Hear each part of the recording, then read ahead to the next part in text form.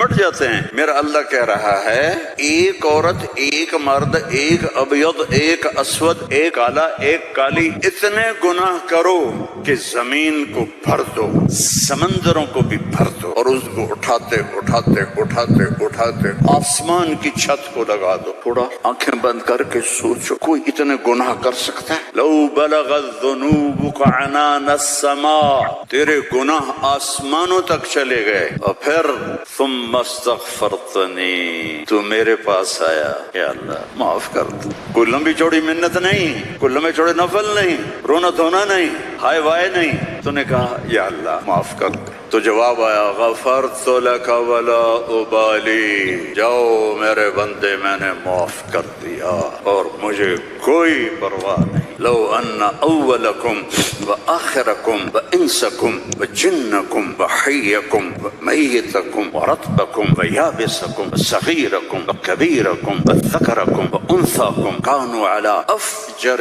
قلب رجل واحد ما نقص فی ملکی شیئا، اور تم تو ہوئی تھوڑے سے، جتنے انسان جنات سب مل کر نافرمان ہو جاؤ تو میرے ملک میں اتنی بھی کمی نہیں آتی، تو تمہارے گناہوں کا میرے اوپر اثر کیا ہے؟ معافی تو مانگو، توبہ تو کرو۔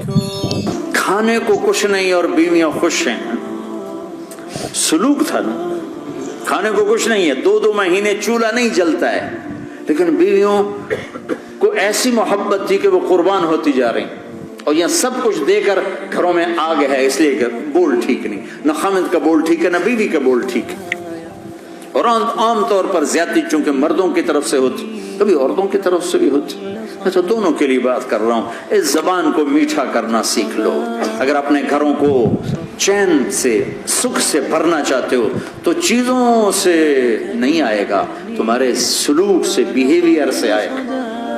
اپنے سلوک اچھے کرو، اپنے رویے اچھے کرو۔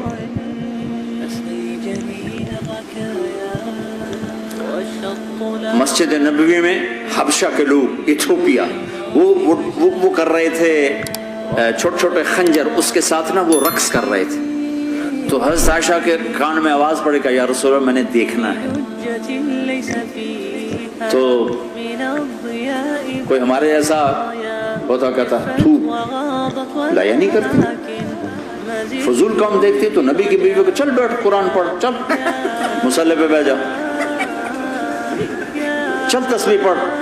تجھے خیال کیسے آیا دنیا میں دین مٹ رہا ہے، تمہیں خیال کیسے آیا کہ تو تماشا دیکھتی ہے؟ آپ نے کہا آؤ دیکھتے ہیں۔ خود آپ دروازے میں کھڑے ہو گئے اور عائشہ کو پیچھے کھڑا کر لیا۔ عائشہ رضی اللہ فرماتی میں آپ کے پردے میں کھڑی ہو کر میں دیکھتی رہی یہاں تک کہ آپ تھک گئے، ہمارے نبی تھک گئے، اور تھک کے نا کبھی یوں ہو جاتے،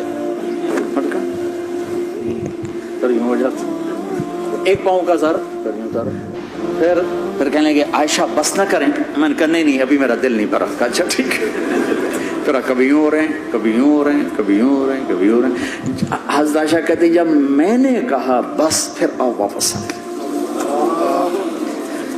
یہ میرے نبی کی زندگی ہے۔ تم لان تان سے زندگی بنانا چاہتے،